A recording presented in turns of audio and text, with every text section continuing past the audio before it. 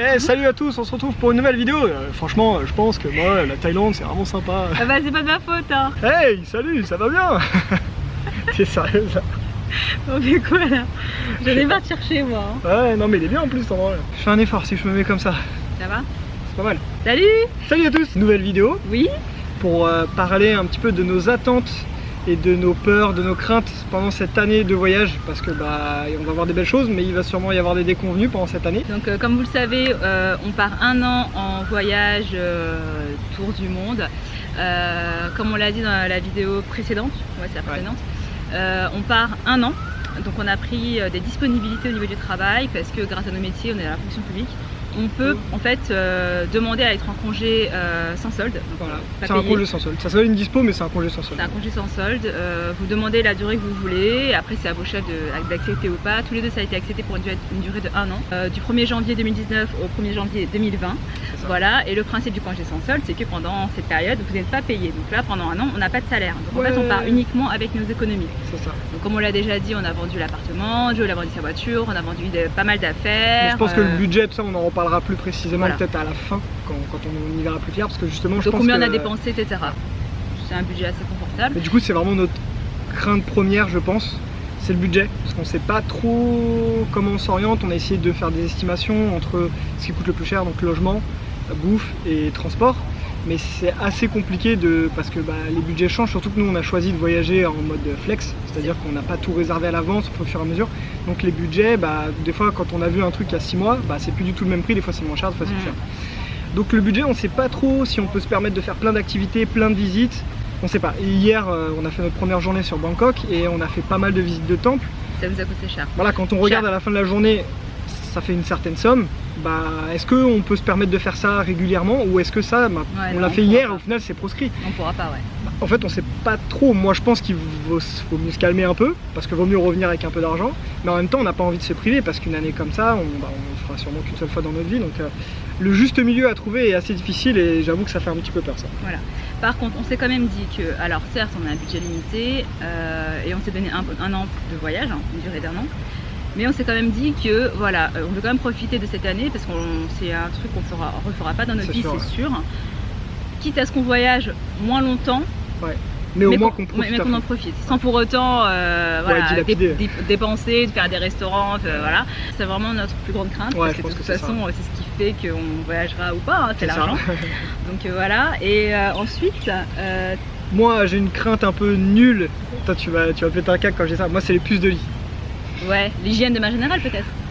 Non ça va, mais les puces de lit moi ça me fait flipper. Je vous laisse regarder sur Google, ces trucs là c'est de la merde complète, ça se trouve partout, ça n'a rien à voir avec l'hygiène en plus. Mais les puces de lit moi ça me fait un peu flipper qu'on en chope et qu'on s'en tape tout le voyage, ou je sais pas, ça me fait un peu flipper les puces de lit. Moi j'ai peur qu'on passe, c'est sûr que ça va être le cas, mais j'ai peur qu'on passe beaucoup de temps dans les transports, et qu'au final on fasse moitié de temps en transport, moitié de temps sur les lieux, et que ça me donne l'impression de ne pas profiter. Malheureusement si tu restes 3 semaines à un endroit, alors c'est cool parce que tu fais moins de transport et tu visites, mais s'il n'y a pas grand chose à faire, ça n'a aucun intérêt. Donc on va quand même beaucoup bouger je pense. Mais ouais, j'ai peur que, encore une fois, ce ratio profiter et en même temps être dans les transports, changer d'endroit, il soit pas assez équilibré, et que du coup des fois ça gâche un peu le truc. Après c'est charge à nous des fois de se dire tant pis, on se pose, on reste un peu dans un endroit. C'est pas tellement une peur, c'est juste que ça va être chiant. Parce qu'on va devoir forcément se le taper. Voilà, par exemple le check-out de ton Airbnb, de ton hôtel, je sais pas quoi, il est à telle heure. Le prochain endroit où tu vas dormir, tu pourras y accéder qu'en milieu d'après-midi ou fin de soirée, peu importe, je sais pas. Et nous, voilà, on va se taper nos sacs pendant ce temps-là. Ça, c'est une autre peur que j'ai. Pendant ce temps-là, tu peux pas vraiment visiter. Ou alors, il faut que tu laisses tes bagages, je sais pas, dans des logbox, des trucs comme ça. Ça coûte de l'argent.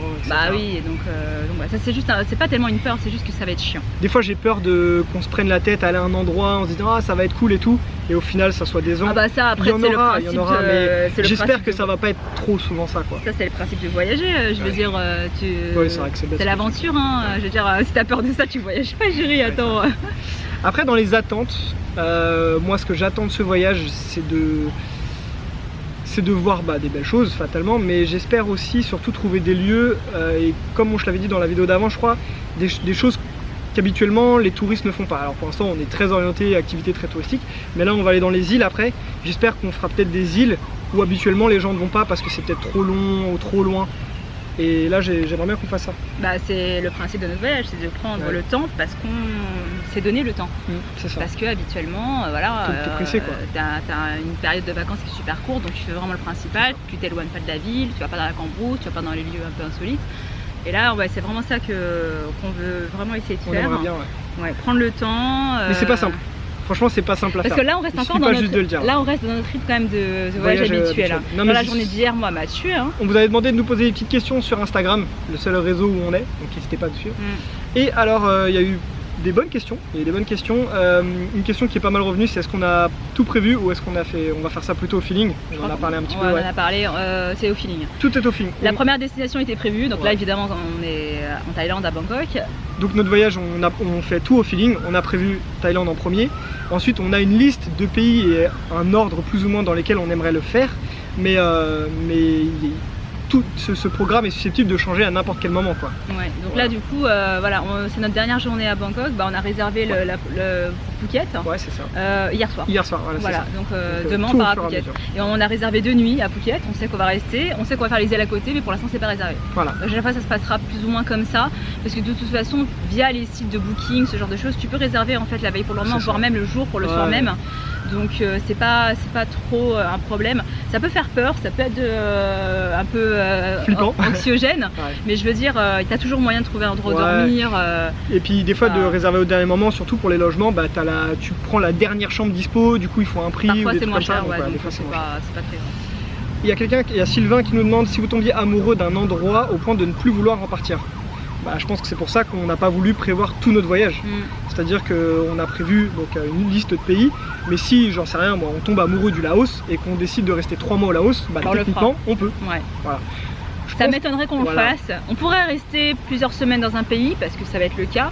Dans certains pays, on a déjà prévu de rester plusieurs semaines. Mais voilà, on va pas non plus rester 6 mois, parce que notre but de ce voyage, c'est vraiment de faire plusieurs pays. Quitte à ce qu'on en enlève peut-être quelques-uns, mais ça m'étonnerait qu'on reste toute l'année dans un seul pays. Voilà, on a envie quand même de finir cette année en se disant on a vu plein de choses. C'est cool si on reste plus longtemps que prévu dans un pays parce qu'on kiffe, on va pas se priver, mais c'est pas le but principal normalement de cette année quoi. Vous n'avez pas peur de trop kiffer, genre reprendre une vie normale après? Déjà j'ai un peu du mal à me dire que là on part pour un an. Ouais, déjà je pense qu'on a du mal à se rendre compte qu'on est parti. Étant donné que notre départ a été super speed, désorganisé, entre le déménagement et tout, là moi j'ai l'impression qu'on va rester comme d'habitude 2 semaines en vacances et qu'on va revenir quoi. Mon dernier jour de travail, j'ai l'impression que je revenais le lendemain bosser et voir mes collègues quoi. On sait que dans tous les cas dans un an on revient. Peut-être qu'on repartira après, je sais pas, mais en tout cas dans un an on revient, on va reprendre nos boulots respectifs. Et à partir de là, on revivra une vie normale, je pense. Alors oui, évidemment, je pense que ce sera un petit coup de lourd. Moi, ça a quand même été un sujet qui m'a un peu occupé l'esprit avant de partir. C'est un peu bizarre, mais le retour, moi, là maintenant qu'on est dans le voyage, j'essaye de pas y penser, mais le retour c'est quelque chose qui m'inquiète. Franchement, honnêtement, c'est quelque chose qui m'inquiète vraiment. Moi ça m'inquiète dans le sens où est-ce qu'on va aller vivre, où est-ce qu'on va vivre, est-ce qu'on continue chacun dans notre boulot, etc. Mais c'est pas le reprendre une vie plan-plan qui me fait peur moi. Non, c'est pas. Parce que cette année de voyage, moi je la vois vraiment juste comme une pause. Comme juste profiter à fond avant de passer à une étape suivante, tu vois. Et moi c'est pas reprendre mon quotidien qui me fait peur, c'est plus reprendre mon taf quoi. Moi c'est plus reprendre mon taf qui me saoule en fait, clairement. Mais toi tu dis ça parce que là ces derniers temps ça te soulève. Bah oui, là c'est pour ça qu'on est ça parti. va juste te faire un nouveau souffle. C'est ça, quand je vais revenir ça se trouve ça ira très bien. Mais au jour d'aujourd'hui c'est quelque chose qui m'inquiète. T'as vu? Je lui demande si on n'a pas peur de quoi? De lui manquer? Bah oui tu vas nous manquer. Il nous manque déjà. Quelle situation vous fait le plus peur et celle que vous rêvez de vivre? Le plus peur moi j'avoue que... Ah tiens si, dans les craintes. Ah si. Quoi? Quelque chose qu'on peut rajouter dans les craintes. Donc dans les choses qui me font le plus peur, il y a 2 choses en fait. Les arnaques, alors on se fait très rarement avoir, on fait attention, on lit sur internet un peu tout ce qui se fait dans les pays, donc... mais c'est plus quelque chose qui me saoule. Par contre les trucs qui me font peur, moi c'est les vols. De louper un vol? Ouais, louper un vol, louper une correspondance, qui te saoule avec les bagages. Voilà, moi les vols, j'avoue que c'est quelque chose qui est un peu anxiogène. Et après le problème c'est que tu peux choisir un billet en fonction de la durée de l'escale, etc.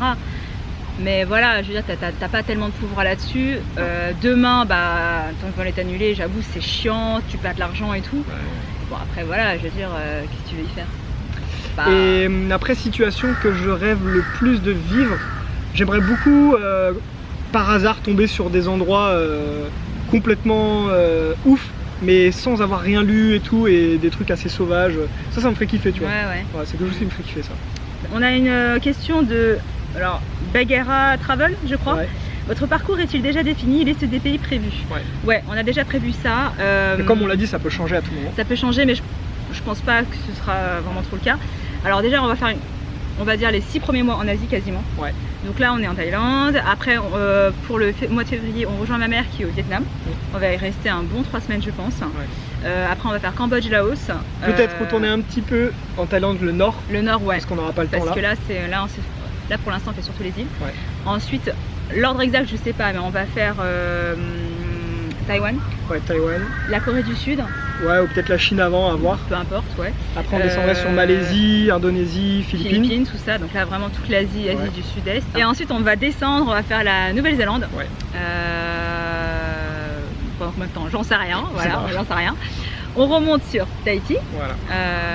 Parce qu'en fait dans certains de ces pays-là, certains des abonnés de Joe, donc sur sa chaîne Joe Day, proposaient gentiment de nous loger. Ouais, donc ça c'est super sympa à vous. Voilà. Mi-août, on doit rentrer en France parce qu'on a des impératifs familiaux et puis il y a la... Moi je fais la Joe Day et il y a l'UTMB.